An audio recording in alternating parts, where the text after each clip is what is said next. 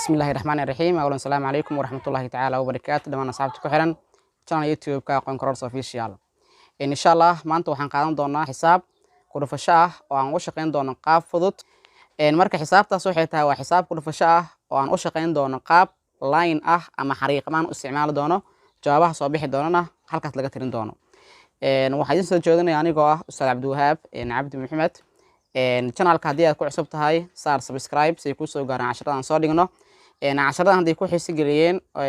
hadda waa cashar koowaad oo aan soo dhigno casharkan haddii aad ka hesheen asxaabta ku xiran channelkani comment ku soo reeb insha Allah isaan u soo badina casharkan iyo casharada kale xisaabtan waa xisaab ku dhufasho ah saan hore u sheegayba marka xisaabta ku dhufashada hore waxaan u soo barnay in xisaabta ku dhufashada caadi loo shaqeynayo marka line ayaa markaas lagu xisaabin doonaa qaybtani waxaan ku arki doonaa qaybta sabuurda insha Allah xisaabta aan rabno inaan ka shaqeyno waa 321 lagu dhuftay 3 waxaan u shaqeyn doonaa qaab cusub caadi ahaan marka laga shaqeynayo xisaabtan ku dhufashada waxaa sida caadiga loo shaqeeyaa 321 lagu dhuftay 3 waxay leegtahay 3 lagu dhuftay 1 waa 3 3 ku dhuf 2 waa 6 3 ku dhuf 3 waa 9 marka nidaamkan uma shaqeyn doono insha Allah waxaan u shaqeyn doonaa qaab kale cusub maybe laga yaabo inaad hore u aragtay laakiin haddaadan arkin hadda la soco qaabka loo shaqeynayo qaybtan marka la rabo in laga shaqeeyo waa xisaabtan marka qaybtan waxaan sameyn doonaa tiradan saddexda waxaan qoran doonaa qaab line ama xariiq ahaan labadan waxaan qoran doonaa laba line ama laba xariiq kan waxaan ka dhigan doonaa hal xariiq marka haddii aan koob soo qaatay kan saddexdan waxaan bedelan doonaa saddex xariiq waxaan leeyahay 1 2 3 qaybtan kale waxaan haystaa laba xariiq waxaan haystaa laba number 2 waxaan ka dhigan doonaa laba xariiq qaybtan waxaan haystaa hal waxaan isticmaal doonaa hal xariiq hadda line kan waa line taagan oo vertical maadaama line kan vertical uu yahay lamar saddexdan oo lagu dhuftay tiradan waxaan u isticmaali doonaa qaab horizontal anigoo dul saari doono line kan taagan waa 3 halka waa number 3 waxaan isticmaali doonaa 1 line 2 3 sida markaan sameeyo tirooyinkan line kan taagan oo vertical ka iyo line kan jiifo horizontal ka meel kasta iska galaan ayaan waxaan sameyn doonaa inaan xisaabiyo lamar 1 halkan waxaan leedahay 1 2 3 inta waxaan haystaa 3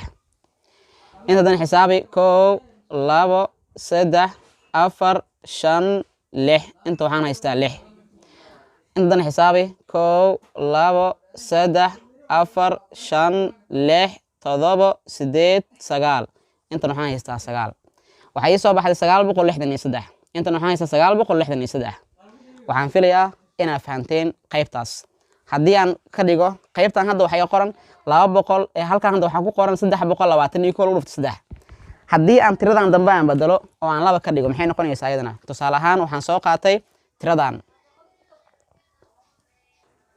tusaale ahaan waxaan soo qaatay 231 lagu dhuftay 2 waxaan la weydiiyay jawaabta soo bixinta maxay noqonaysaa haddii marka aan line ahaan u isticmaalo inta waxaan ka dhignaa 2 xariiq kan waxaan u isticmaalaa 3 xariiq inta waxaan ka dhignaa 1 inta waa vertical qaybta markuu dhufsanaa labada waxaan u isticmaali doonaa 2 line ama 2 xariiq meesha iska jireen fiir halkan vertical ka taagan iyo horizontal ka inta waa 1 2 inta waxaan haystaa 2 1 2 3 4 5 6 halkan waa 6 1 2 3 4 intana waa 4 waxaa soo baxay 462 marka inta jawaabteedu waxay noqonaysaa 462 haddii aan u shaqeyno marka sida caadiga meeshan waxay noqon lahayd 2 lagu dhuftay 1 waa labadii 2 ku dhuf 3 waa 6 2 ku dhuf waa 4 waxaan filayaa inaad fahanteen qaybta hadda aan ka soo shaqeynayay oo ku dhufashada ahayd loona isticmaalay qaab fudud haddii ay idin xiiso galiyeen qaybtan hadda aan ka soo shaqeynaa insha Allah comment ku soo reeba waxaan soo diyaarin doonaa qaybo kale ka sii badan oo halkaas aad ka sii socon doontaan insha Allah halkaas aan ku soo koobayaa qaybtii koobneed cashirkan kiisa xiga insha Allah waxaan ku qaadan doonaa qayb kale oo ka duwan qaybta hadda aan sharxay insha Allah ta'ala. Assalamu alaykum wa rahmatullahi ta'ala wa barakatuh.